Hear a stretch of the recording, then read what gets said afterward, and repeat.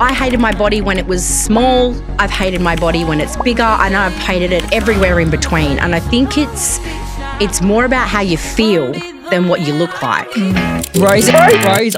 First influencer, body acceptance advocate, stylist, designer, and mum of four who reminds us that laughter is healing and that showing up, even when it's messy, is what makes us human. I find humour very healing. I think trauma made me funnier. It didn't make me stronger. What were those struggles that you had? I went through quite a serious. It was not okay when I was going through that to speak about it. From that moment on, it propelled me more than ever to speak up, because maybe I wasn't just speaking for myself. Maybe I was speaking for those that don't have a voice or can't articulate it themselves. I'm sick of people feeling alone because they think they're the only ones going through it. I want to show you this is where I am now, but fuck, it was hard. I needed to see someone going through the struggle. I needed to know what was normal.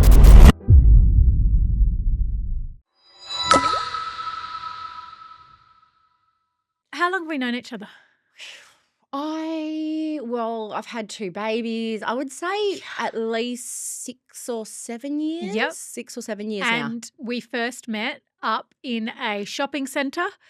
We had clothes on at first, and then Was that the first time we I'm met? Or pretty was it sure- at the beach? Was the beach before that? I think so. Oh. I think so. How could I? No, Well, because I feel like we were more acquainted when we met at the beach. Like either way, we weren't fully clothed. We would never. Actually, I think every time we met, we never had. So you're welcome, team. We've worn clothes today. Yes, we have never. The first few times we were either in a bikini or in our underwear. Yeah. And that just sounds really awkward, doesn't it? Like, Not at all. I'm like, that's how I want to meet people. Yeah. I think that's where I meet all my favourite people is Yes. either in my underwear or, well, we're going down a different kind of path. Well, it now, kind of but- strips away like It a does. perception of person. Yeah. Like you didn't see me in office clothes and you didn't see me in activewear. I was at my roast raw. Yeah, Rose Raw. Rose And Raw. I feel like at that point too, you had just, like you said, you hadn't just had Esme. I had Octavia. So you just had Octavia Yep. when we first met, and you were probably in the throngs of going through it. I was actually pregnant You were with Esme. yes, okay, yeah, at that Like point. very, very early stages. Yeah, okay. It was just, I was in my breeding era. Yeah, you were, and I love that. Yeah. Like I've loved watching you in your breeding era. It's been my favorite. There's so much that we could talk about today, and there's so much we're going to be talking about today, and I can imagine that for anybody who's listening, you know how you can change the speed? Yeah. Maybe we're going to be going at a double speed, so you might want to like put it on the, -1 just to slow it down a little bit because we get excited. We And I do. love it. Like Yeah. that makes my heart really happy. Rose, like I said, you've been on my list of people that I want on the podcast since I started it a very long time ago, so 3 years ago, and just been looking for excuses to make it happen. And the podcast previous to now, so now I speak about mental health and all the things that come with it, relationships, but previous to that, it was around workplace culture, harassment, and all of those kind of things. And we've shared so many things together in that realm as well. I know. So we go deep, we go shallow, we go to all the biggest things. We've evolved. We really have. We've evolved. Look at us growing up. Oh, I know. so thank you for making time to come here today. I love it. Like, honestly, I'm really excited about chatting with you because we have that outside relationship. You know me on a personal level now too. And I'm excited. Yeah. It's a comfortable space. It is. And you've got your own podcast as well where you get Yes. to have conversations. And it's like, I feel like we've both been able to listen to each other share. You've got such a presence in social media. You share so much of yourself on there. So it's like I'm never apart from you. It's great. It's like I just get to be within your life, Yes. to hang out with Craig and the kids all the time. Yeah. But we've had the conversation as well. We were having a laugh about what we talk about today around who Rose is, how you've gotten to this point, all the stories that are behind you, but also how you navigate being so online and everything as well. So I'm excited to touch on that. But before we do, for those people who are not lucky enough to have Rose Oates in their life, you grew up with an Italian family. You grew up in Perth. Give us a little bit of insight into who little Rose was when you were, like, let's say like 5 to 8 years old. Who was little Rose? Oh, no one has ever asked me that question. And I Really? really like that. It really took me back immediately, like who little Woggy Rose was. So, yes, immigrant family, grew up in the northern suburbs of Wanneroo area, like market gardening. It was still very traditional Italian upbringing in that sense, like first generation here. And I was the firstborn daughter of the family, but the firstborn of the firstborn in the whole family. And so after that, I had brothers. Most of my cousins were boys for a very long time.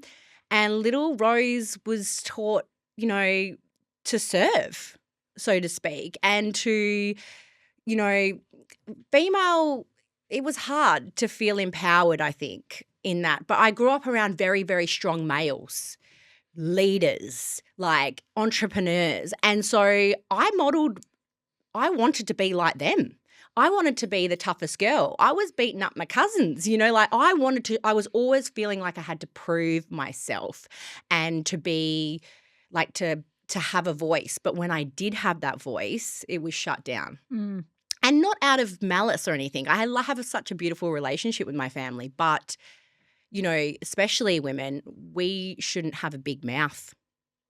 We should be, polite and, palatable, and, girls with a big mouth, it's not tasteful.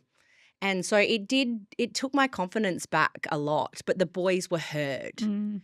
So, yes, that's where she started. But she was bright and she was bubbly and she was feisty and full of life, and she loved to dance and had very strong opinions of the world and big, big dreams. And I think little Rose is sort of starting to flourish again now. Mm. I think who you are as a kid, that's who you really are at your core. Mm. But then the world shows you what you think you should be. Yeah, like the limiting beliefs. Yes, It's like they start then. 100% where you've got this shining light who Rose is. Like, it's like Beauty and the Beast where the rose is in the inside and there's this shining light. And it's like you can be anything, go anywhere, do anything. And then the world kind of says, no, shush your mouth. Your family might say it. But a lot of the time, growing up in an Italian family, they're not saying be quiet because they don't like you. It's a kind of battle. Everybody's got those loud, vivacious kind of personalities. So it's not even thought of probably. It's just a shut the... It's actually more a pride. I think a lot of ethnic families, they hold so much pride in who they are and who we are perceived to be. What will people think? They're not ashamed. They weren't ashamed of me. They weren't ashamed of who I was. But what will people think?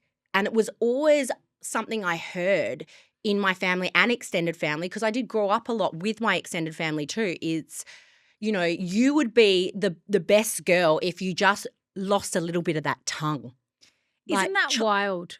It's wild now because also your voice is what actually is your identity. You know what I mean? It's not your identity, but I see when I think of Rose, I think of somebody, and I said this in the live and I'm sorry I'm going to do it again. Yeah. But when I think of Rose and why it's so wholesome and I feel so warm when I think of you is you use your voice, but you don't use it in telling people. You share who you are, what you've been through, the experiences that you've had, the fuckery that you're experiencing at the time. And, when that was going through being a mother, going through postpartum, going through challenges that come with being a woman, you share it, but you share it so openly, vulnerably, but wholesome and graciously as well. Oh, thank you.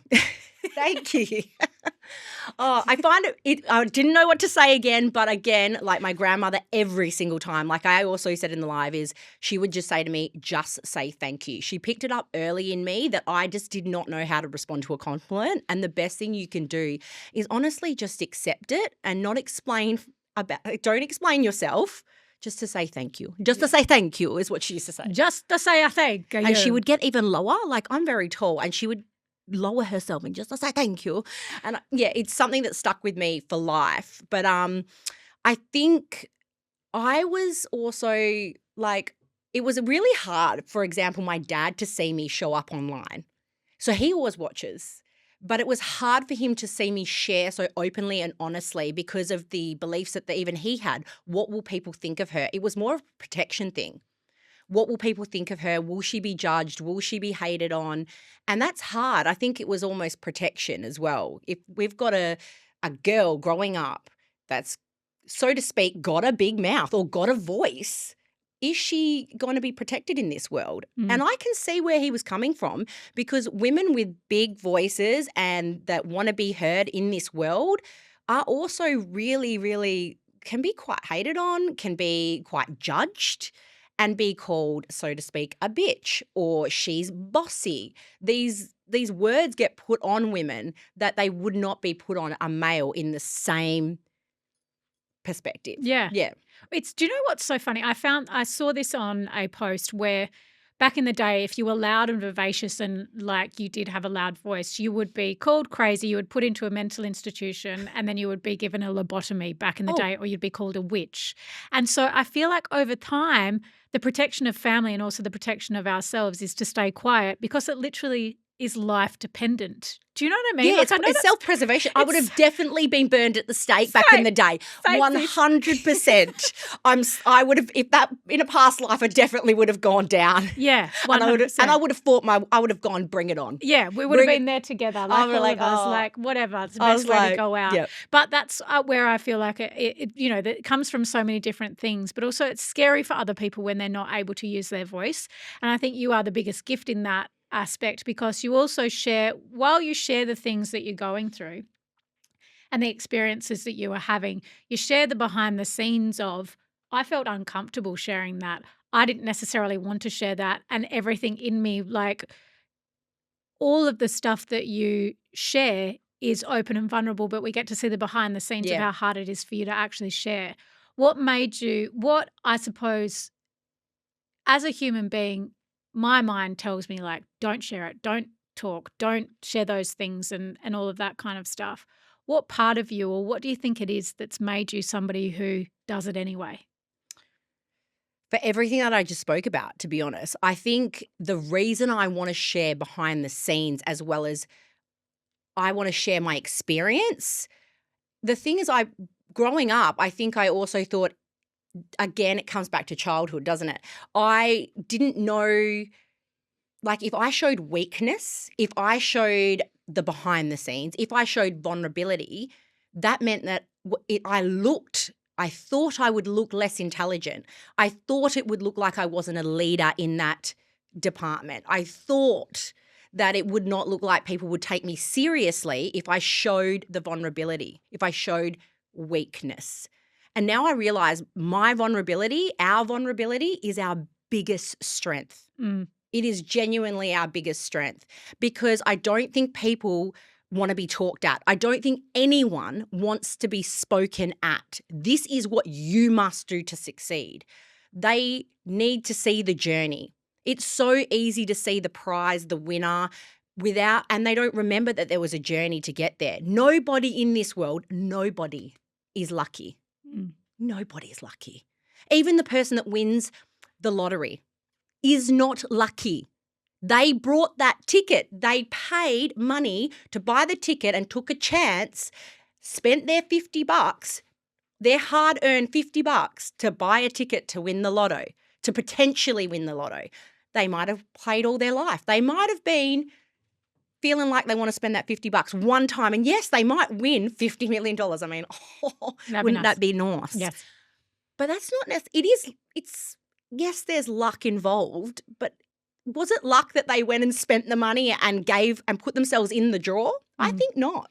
And took action. And took action. 100%. None of us are lucky. All of us worked to get somewhere, whatever that is, in work, in life, in their body, in their sporting goals, in their career. So why not show the behind the scenes? Because I feel like that brings you hope. It brings people hope. It makes people feel less alone. That'll always be my mission. I'm sick of people feeling alone because they think they're the only ones going through it. So that's where that's come from for me. I want to show you this is where I am now, but fuck, it was hard. Or yes, I had fun along the way and I'm so excited that I'm on the other side of it now.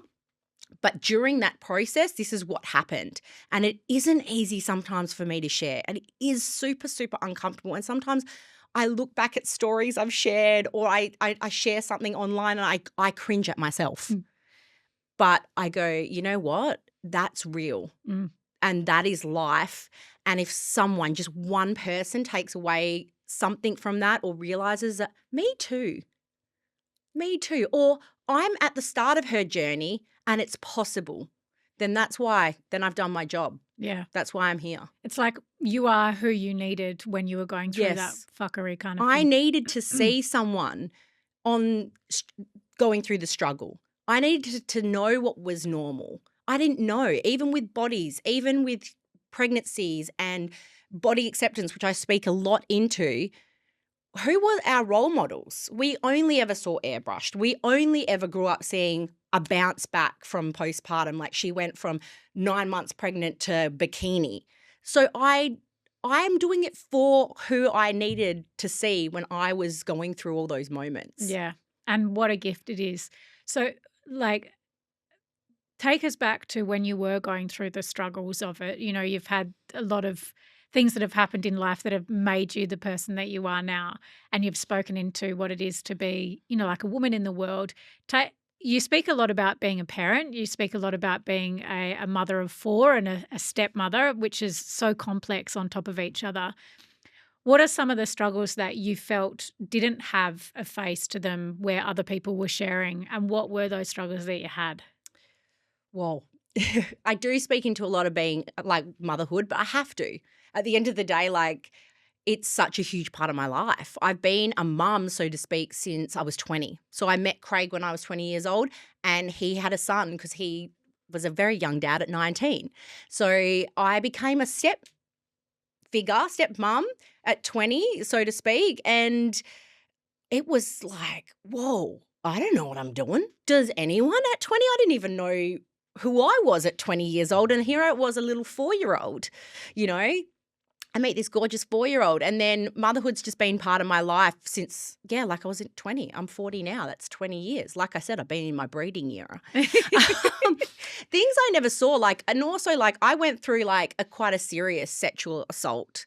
I'm not going to go super in depth in that, but it was not okay when I was going through that to speak about it.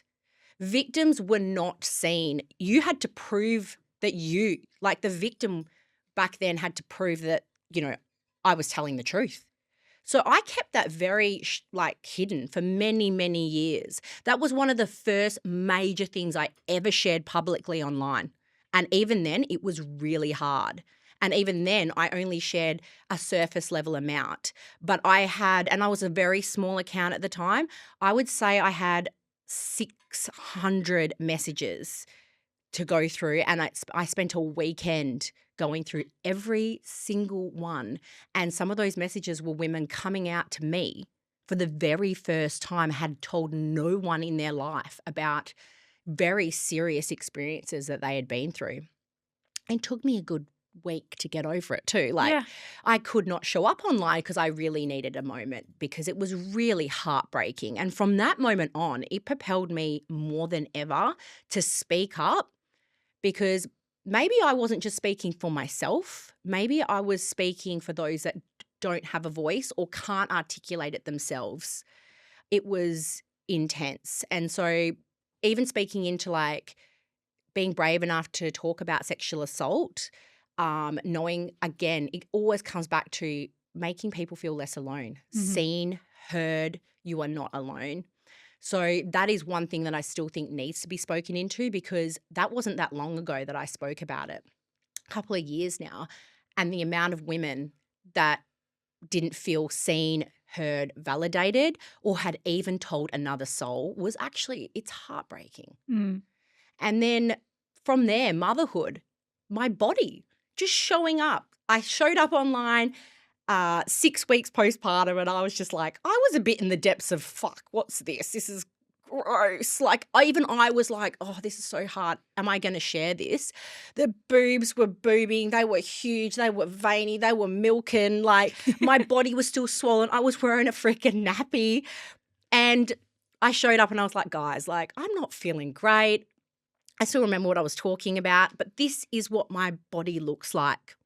It's not what everybody's body looks like postpartum, but this is what mine looks like. And you know what? It's okay. I was actually saying it is okay, but I don't feel okay right now, but it is okay. And I needed to see that. And I had so many people, again, oh my God, I feel the same way. I wish I saw this when I had my children, even older women.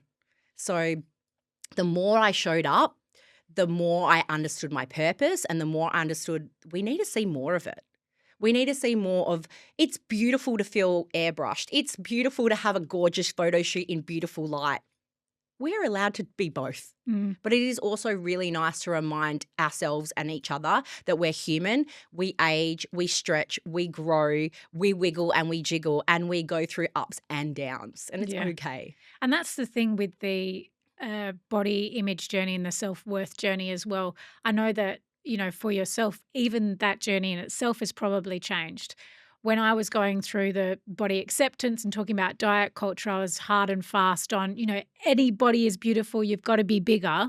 And I was really hell-bent on, you know, like bigger bodies are beautiful and that's okay. And would be a bit funny if people wanted to be healthy too sometimes. Like, I don't know if you went down that kind of path. Oh, it's a really hard, this one's not linear. Yeah. Because body acceptance isn't about a body type. No. It's about a mentality. Yeah. And I think people think it's about just if you're in a bigger body, that's the only time that you have to accept your body. I hated my body when it was small. I've hated my body when it's bigger, and I've hated it everywhere in between. And I think it's more about how you feel than what you look like. Everybody is entitled to feel shit about things they don't like on their body sometimes. Yeah. And yes, you can go down the path that like there is a balance. What I realize now is looking after the skin you're in. You can be in a bigger body and that is fine, but if you need to still look after that vessel. So still nourishing your body, still looking after it. If that means that you're like binge eating and drinking and like that isn't looking after it. It's not about the body size you're in. It doesn't matter if you're small or big. If you're not looking after your vessel, you're not going to feel good about yourself, and that's going to affect your self-worth, and it's going to affect how you feel about your body. It's got nothing to do with your size. What I don't like is when someone is judged for being in a bigger body, how they're treated, that they're not as intelligent. And trust me, having been someone in I've been one extreme to the other. Like, honestly, I have distinctly been treated differently. My intelligence, my worth, the way that I'm being served, the fact that I can't shop. I'm also a taller female. Yeah. It's not easy to shop and that can, you know, clothes affect how we feel. Yeah. If I can't go to a shop and find my size and feel good and buy something nice and feel good in the skin that I'm in, well, that's not fair. Yeah. So that's also what grinds my gears. Yeah. And so where do you think that came from? You speak into the worth and how you felt about your body, and you spoke about as well an experience that you had when you were younger. Where did it come from where you didn't necessarily love yourself or like the body that you were in? Did it come from somewhere, or was it messages, or what was the… I think definitely messaging, like from a young age, how we should look. I began to see it young. I grew up in the magazine era. We were getting a Dolly magazine. All media was airbrushed. All, you know, Cindy Crawford, Elle Macpherson, The Body. You know, fitness wasn't a thing to be a strong girl, but I was a strong girl and I was quite muscular and athletic. That wasn't cool. You know what I mean? And I was, you know, brunette, brown eyes, olive skin. I wanted to be like, blonde and blue-eyed and, I thought that was beauty. Yeah. I thought that was beauty. Because we were sold that. Yeah, we were sold an ideal, and it started young. I can remember as young as like 8 or 9 starting to not like my body, and then especially during puberty, I think, whoa, your body's going through so many changes, but our education, our health, like our health classes were like, you'll get your period. If you have sex, you will get pregnant. Yeah. There was no education, and especially coming from like a family, and I think this happens ethnic families or not, but it was a bit more taboo in like those Catholic ethnic families, like sex. You didn't talk about sex. I barely got a period talk, health talk. You just didn't have sex till marriage, mate, or else you're going to hell. Yeah. You're going to hell. Shit. Well, I would have been to hell a few times. Yeah. You're going to hell. It's wrong. It's this. So that's what you were taught up. It was bad. Yeah. The sex is bad. Taboos. It was very taboo. Which is crazy to think that that's your perception of what but sex I do is. think it also really distorts your image of your body. So sex and your sexuality starts, if it's wrong to masturbate, if it's wrong to have sex and it's wrong to feel sexy, then you start that warps your perception of your body as well. So I think it happened young, and then also after being like sexually assaulted, I started mistreating my body. So I would like even just I was over exercising, binging, purging, eating disorders, all of that. I thought if I can control how my body looked, then I would feel better. Mhm. It was a form of control. It was a form of self-harm. Yeah. So a lot of that came from how my body was treated. So I treated it badly too. Yeah. And then I felt like if I was skinny and if I was small as possible and I looked good, I would be treated better, and that everything would be fixed with looking hot. Like if you looked hot and you was thin, that fixes everything. Yeah. That's where that mentality came from, and it took a long time to break. Yeah. And the interesting thing of what you spoke about before is you do get treated differently when you're in a different body. However, and the way you treat yourself doesn't change. A lot of the time when your body changes, you still perceive yourself or see yourself or think of yourself in the same way if you don't heal those things Yes. about you. So I've got so many questions, so much to talk about. You're now obviously a mother of 4 daughters. Yes. You're a stepmother as well, navigating bringing up kids in the world and bringing up daughters in the world. It's so different, right? How do you think it's different? How do you go navigating the things that you went through in a completely different world with girls who are different ages? Like, what are the conversations that you're having that you wish, were had when you were younger? It's hard because I'm not an expert. I'm being a mum for the first time. Even though I've got 4 girls, I'm doing it for the first time, like we all are. So I think don't beat yourself up, guys. We're all going to screw our kids up to a degree. Yeah. But I think it's not just about the conversations. Kids copy more and they take more in from what they see. So it's less about what you say and what you are doing. They will watch you. And that is what they will remember. So I am now very conscious of picking apart my body in front of them, very conscious about what I'm wearing or how I walk around the house. Like I'm not going to go, do I look fat in this in front of them, or say that in front of Craig knowing they're listening. Not that I say that anyway, really, but they do listen and they watch you. And even when you're having a tanty and I don't know what to wear, they're listening, they're watching all the time. So it is about what you do, how you perceive, and not saying that, even if you're feeling it, even if you're not in a good space within yourself, really refraining from saying that in front of them is huge.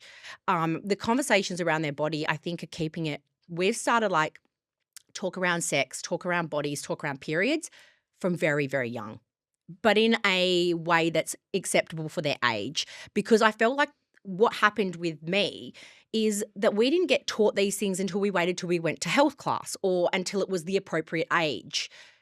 If keeping the conversations going from young about this is my body, this is acceptable, someone shouldn't touch it, but doing it from young. So my kids know, like, if they don't feel comfortable, even like my 4-year-old, with someone touching them, or they don't feel like giving someone a hug, maybe a fist bump, maybe a high five, but they're really gentle conversations for her age. But as she gets older, we can talk about boundaries and consent and stuff even more so. But having them from really young helps, because then it's not such an awkward hey, would you like to sit down and we're going to tell you about your period? Yeah. Because when my mum did that, I went, go away, mum. Yeah. Ew, Weird. don't. I learnt it at school. Get away Yeah. from me. So she felt shut down. I was like, done. I already found out from my friends and magazines. They're going to find out from their friends anyway. Mhm. They're going to find out from like social media and all of that. You might as well have those really relaxed conversations along the way. Mm. Having girls now, if anything, is really hard. And I've said it before, is we are the first generation of parents with like navigating kids with social media. That's not easy. We don't know. We didn't grow up with social media. So now we are navigating, teaching these kids with social media. Social media is in their face every single day. We're consuming it for hours a day. We need to be ahead of the game to a point. We need to already be having these conversations because trust me, they're going to learn it. Yeah, if you think your 100%. kids don't know, they know. Yeah. They've seen it. What's different, do you reckon? Like what from, how old are your daughters again? 17, 14, 5, nearly 6 and 4. Which is wild. Okay, you get the 6 and the 4-year-old, they're still being kids. Yep. And the beautiful thing about being a parent of many kids is that they get to learn from the other kids Yes. as well. But the thing is, it was your first time being a mother when you were parenting your first. Yeah. And it's your first time having a 16-year-old, a 17-year-old, and a 14-year-old. Holy shit, what I was like at 14, 15, 16, 17, 20. How's that going? And what do you find is something like you've got a good relationship with the girls and, like you're on social media. So it's very different to parenting, like if you've got this 9-to-5 job where you don't necessarily have to have those conversations, but they're on social media more, but also you probably have more conversations than a lot of other people do. How do you balance that? And what do you find is what comes up the most for the 17-year-old and the 14-year-old when it comes to social media that you think wouldn't have existed really? To be honest with you, I kept the older girls, off social media as long as humanly possible.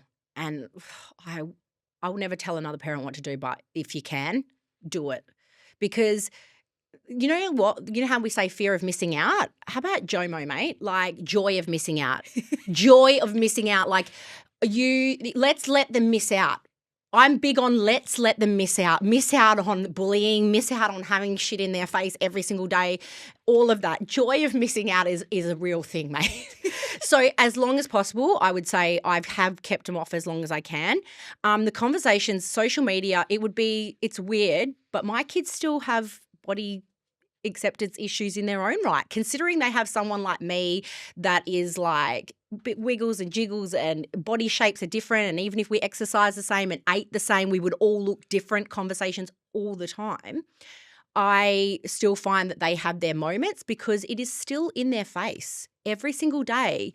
Beauty influencers and, TikTok and all the products, they're being advertised to constantly as well. There's also online bullying we're having to navigate now too.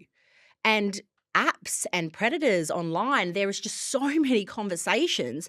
It actually stresses me out. Yeah. Real bad. It's actually wild. So I've got my niece and my nephew and watching them grow, I love them like they're my own, and it's really interesting, and with godchildren and other people's kids, watching them go through the transition of being a kid to being a teenager and being a woman or a man in the world.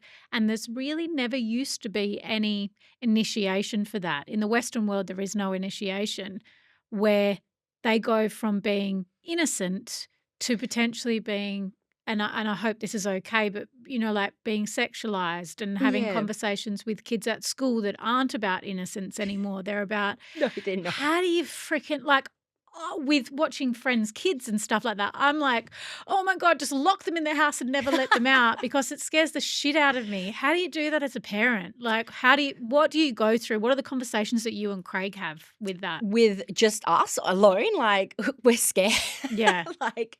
It is a lot. And I think all you can do is at the end of the day, you are raising humans that are you actually are raising them to leave you. We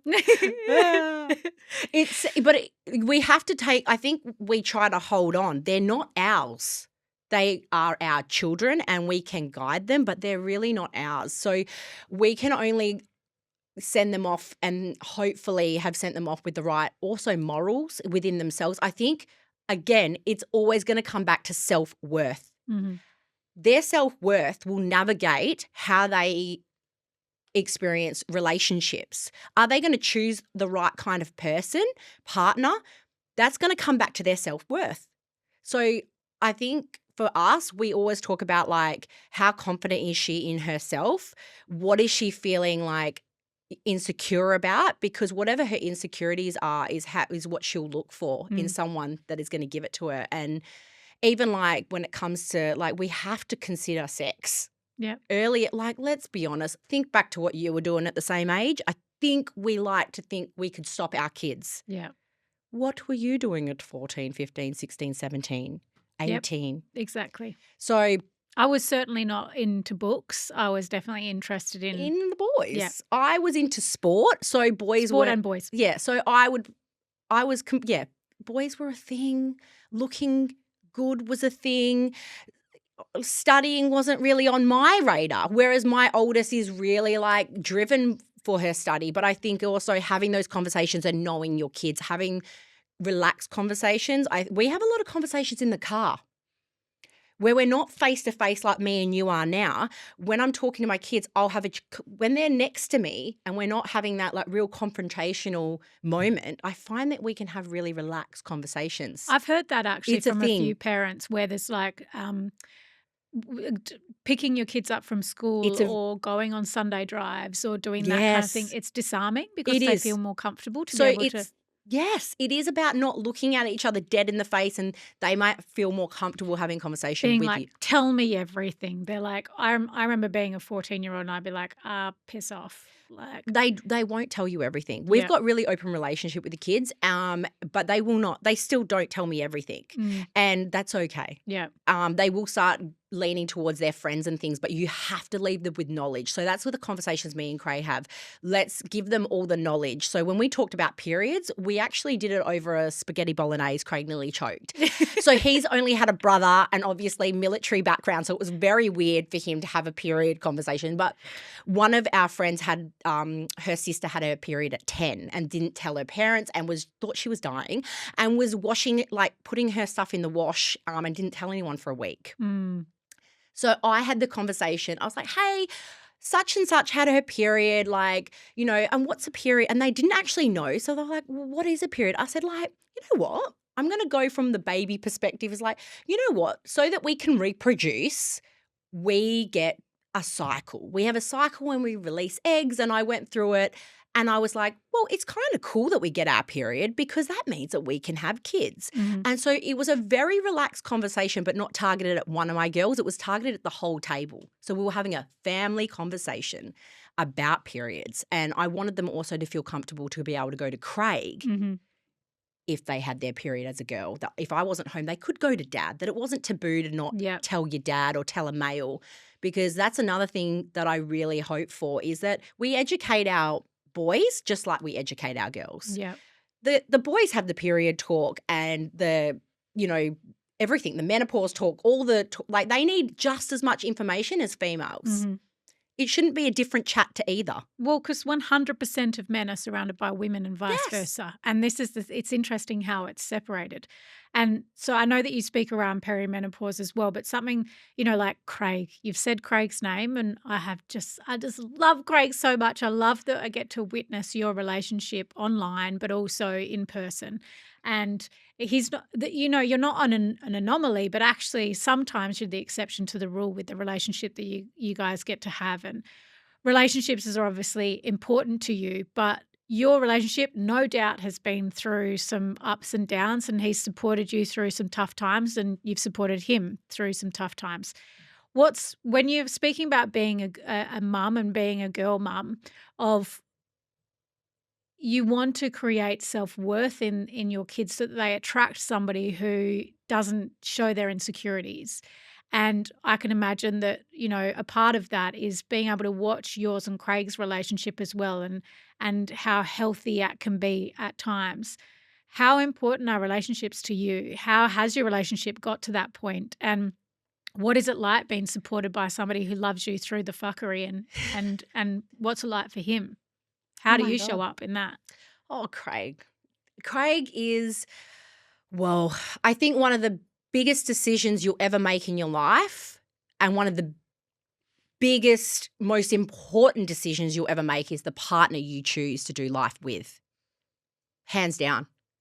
If you are not with someone that supports you, or you're with someone that you are fighting to be with and to be enough for every single day, it'll just take down your soul, your spirit, your self-worth will be chipped at every day. It is the number one most important thing, and the number one most important choice I've ever made in my life was choosing a really good partner. Mm-hmm. And I'm not saying that that couldn't have evolved and it might not have been the right decision, but I think I was quite picky. Mm-hmm. Even though I was 20, I think Craig proposed like 2 years later or something, but I absolutely felt it. It was a fuck yes. It wasn't a if it's not a fuck yes, it's a no. Yeah. Especially with a partner, especially with a life partner. Communication is huge. I've always been a chatter. And he's a good listener, but it doesn't mean we haven't had shit over 20 years, and we've had to work to have what we've got. I don't think it's luck. It's not luck. We aren't a good couple because of it's an accident. He is a good person and I'm a good person, but we still work at it all the time. Mm-hmm. And we have had some serious ups and downs. I reckon our relationship during our first daughter, Indy, that first year after we had her, I just didn't know how I felt about it wasn't him. I had completely changed. I was a new person, essentially. I was Rose at core, but I was also a mother now. I didn't even know what the hell happened to our relationship that first year. It was so fucking hard. And we had to work through that. And we work through it all the time, but we do make time for each other too. We date, even if it's just like once a month without the kids, and we make sure, even if it's just an hour and a half sometimes to go for a dinner, pockets of time for each other are really, really important. And I am lucky in the fact that he builds me up and doesn't cut me down. Mm-hmm. And I think if someone is constantly chipping at you and making you question your worth and your self-worth, and you're constantly having to work, it's good to work for a good relationship, but it's not good to work like you're constantly doing everything in that relationship to make it survive, and you're constantly not feeling like enough or heard or unsupported. Mm-hmm. My relationship with Craig is a really big importance in my life. I hold it really, really high on the list of things.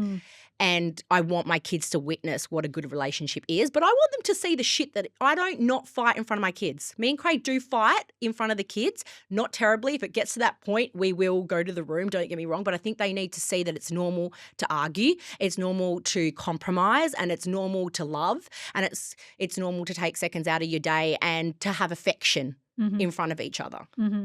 And sometimes it's ew, but I prefer them to go, ew, mum and dad are hugging, than to never see it at all. Yeah, 100%. I think it's important to see the duality of what relationships are. And so when you say that it's work, like even in that duality, and when you have to take yourself out to another room if you're actually like it's become heated, what does work look like for you guys? Like when it's hard, what are the things that you've had to do for each other, for yourself, or like how do you take yourself out of that situation? When I say work, I think it's really hard to actually understand each other when you're in the depths of an argument. You're like, I think taking a second, maybe sometimes I'm like, actually leave me alone for real.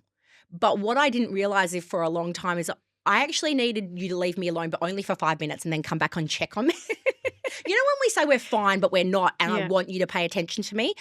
I think, but men are really like practical creatures. If you say leave me alone, like I don't want to look at your face, and that's come out of my mouth, don't get me wrong, they actually will do that because you told them. Yeah, they're literal. They're so literal. So he once said to me, if you want something from me, you need to actually tell me exactly what that is. So I'm like, leave me alone for 5 minutes. I don't want to look at your face, but then come back and check on me. And he's like, the fuck, bish. But And bring me a biscuit. and bring chocolate. No. And so now he'll come back, and so I need a breather every now and then. Just let me have a second. And sometimes, it doesn't mean it's gotten better, but we're still angry. Mm-hmm. But yeah, he'll take a second, and I might just need a second just to calm down. I'm fiery, I'm full on, and he usually will retreat and be silent. So I think it's understanding each other. So work for us looks like also understanding. Mm-hmm. So understand Rose is fiery. She gets overwhelmed. You've come home to 4 kids screaming, dinner, and then you're trying to get my attention? Yeah. Fuck off. Yeah. Like, he didn't understand at one point that I am actually overwhelmed right now. You've come home at 6 o'clock at night and you just want a quick hug and how was your day, and you're expecting me to be happy to see you. Mm-hmm. I am inside, but I wasn't physically. So we had to really talk about that. He's like, do you know it takes 5 seconds to turn around and just give me a hug? Mm-hmm. It's only 30 seconds. And I was like, oh. And I was like, but I then communicated. I was like, but you have to understand, you've come in at the busiest time of day. I'm feeling overwhelmed. The kids are screaming. They're hungry. I'm cooking. There's a lot going on. I have ADHD, so my brain is already like a million miles an hour. They've been touching me all day. They're touching me, and then you want to touch me? Ugh, I'm going to like freak out. So some of that was understanding. But then communication. Doesn't it sound like so freaking, cliche? But I've gone, you know what? How about when you come in, you go and do your thing. Give me 5 minutes.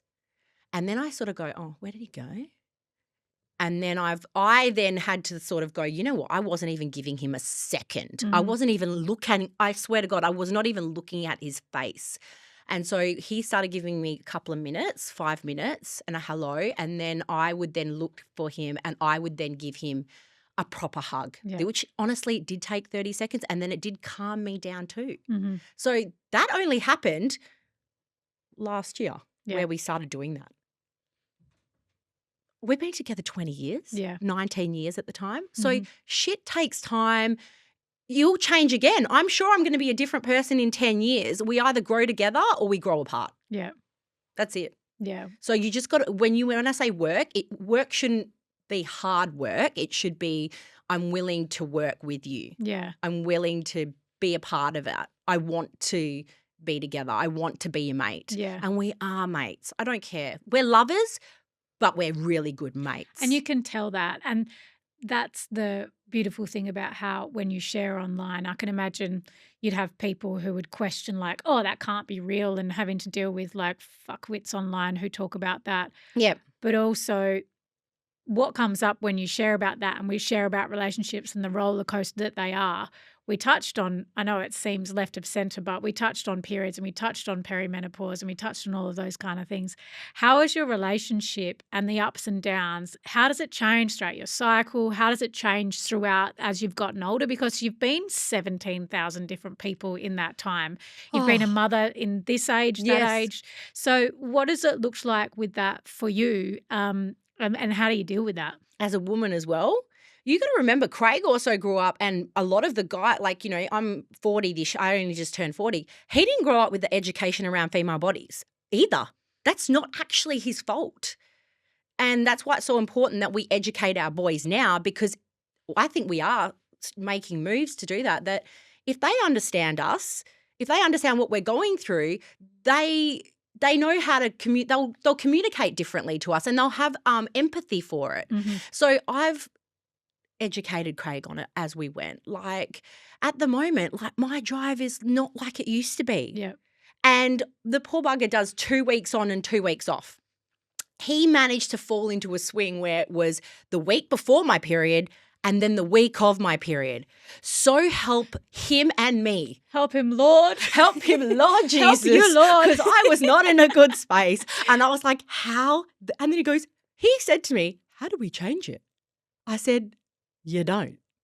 He's like, oh, fuck. You're going to have to change your swing. But what I did say to him, and it's weird, I'm going to say it like, I said, I guarantee my body, the female body's amazing and I'm a geek for it. my body actually has, on its own, I'm not on the pill, nothing like that, has cycled myself out. I'm at the it's swung itself nearly a week out now. So when he comes home, I'm on my period, and then I get a week of happiness. She's magic. She's Isn't a magic. that Yeah. such a stark So difference? the body has done that, and I actually had to educate him. I said, my body will start to sync up to the fact that you're coming home at a different time. And he's like, why? How? And I was like, female bodies are incredible. Mm-hmm. But I've also had hormones, like the postpartum hormones. It's intense and it is scary. You got to remember, they're sitting there not understanding it. They want to help you, but how? Yeah. And they need to understand the female body. So I've had to have conversations that I didn't even understand. I was like, and even now, the only thing I can lean into and actually tell you now, for example, perimenopause. 10 years before we go into menopause, we start perimenopause.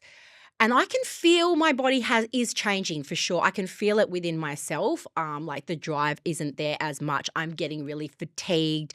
I'm not as like sexually like what he was used to maybe 10 years ago. And I've actually had to explain what perimenopause is. You know what's worse? Is that we don't really understand it entirely ourselves because we weren't educated on it. So I think having conversation, like that's what I've had to navigate with Craig and teach him along the way. And it's teaching him to understand the girls, my 4 daughters as well. Like our hormones during the month.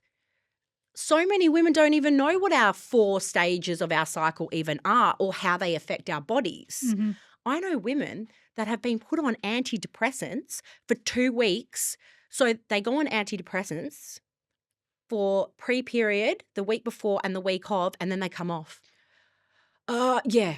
Well, then that's saying that it's your cycle. So do something about your cycle. Or I am not here to give medical advice, but I did say I would probably get a second opinion. Yeah. But that is something that is happening even in the medical field. Yeah. Like, are you joking? Which is wild. I did a whole podcast with a menopause and perimenopause Grace Malloy on this. Yes. Go and watch it. Yes, team. go and watch it because seriously. Because it's like we could have talked for hours and hours and hours. And it's so nice that you share that. And it's so amazing that you share so openly and vulnerably around like what it is to go through perimenopause and what it is to go through the challenges. You touched on going through postpartum and things like that. 2 things that you've spoken about, going through postpartum, and also something that you spoke about was how you look at trauma as humor. What did you say? And you've got to have. I was like, I find humor very healing. So I said that I am like, I don't think I think trauma made me funnier. It didn't make me stronger. Yeah.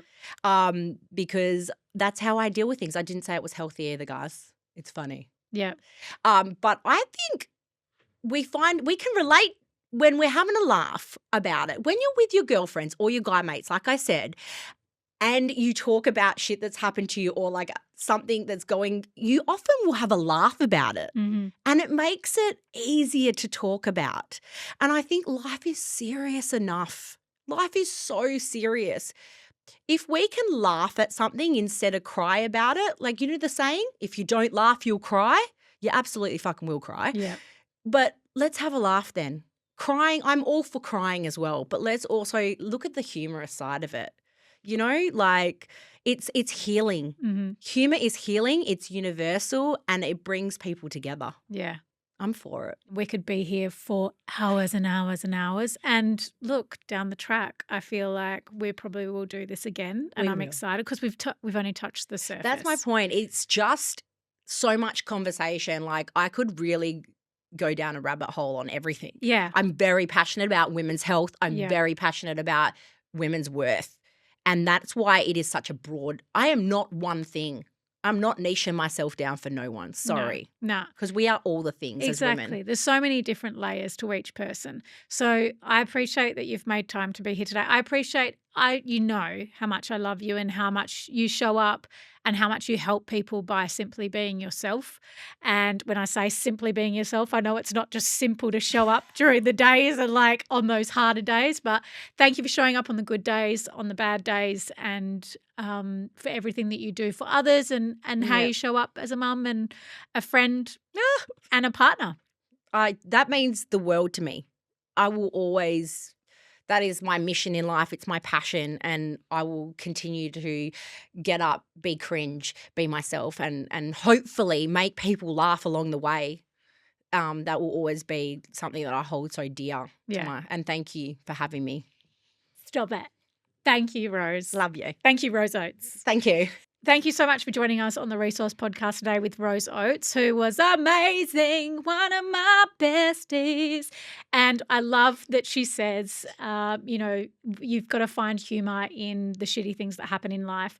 If that resonates with you, or anything that you've heard today resonates with you, or you think it might resonate with somebody else in your life, please share, and also listen into, the rest of the podcasts that we're going to have. I have no doubt that we'll have Rose in again, because we could talk for another 17 hours. But thank you so much for joining us today. I appreciate the listeners, and I appreciate you taking the time out of your day. Thank you. Have an amazing day. If you've enjoyed today's episode, you've taken something away, maybe for yourself or somebody else, I would love for you to share, and I'd love to hear from you. We are always keen on having conversations that people want to have and tackling those really hard subjects. So reach out. I'd love to hear from you. Thank you for joining me on the Resource Podcast, where we are making a ripple effect and making massive waves.